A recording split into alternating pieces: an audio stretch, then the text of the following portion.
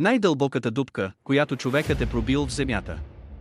Човекът е пробил най-дълбоката дупка в историята, 12262 метра надолу в земната кора. Това е по-дълбоко от височината на Еверест, ако го обърнем с върха надолу.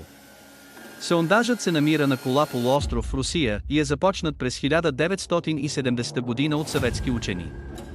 Целта не е била нефт или газ, а чисто научна, да се разбере какво се крие под земната повърхност. Проектът започва през 1970 година, когато учените решават да надникнат в недрата на планетата. С всяка изминала стотица метри Земята започва да се държи като жив организъм, който не иска да бъде отворен.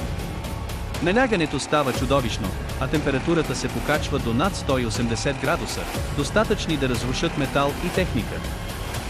Скалите вече не са твърди, а се огъват и текат като разтопена маса. Отворът на сондажа започва да се затваря сам, сякаш Земята се опитва да изтрие следите от човешката намеса. Машините се чупят една след друга, а пробиването се превръща в борба за оцеляване. Колкото по-дълбоко слизат, толкова по-опасно става.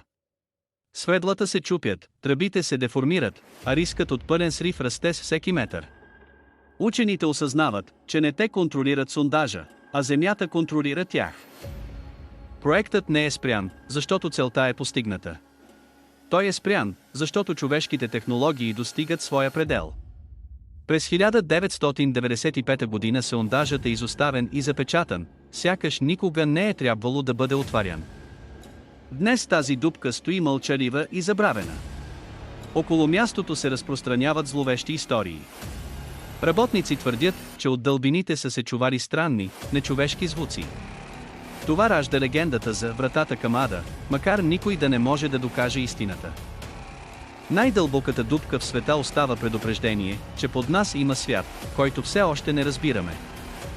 Последвай за още.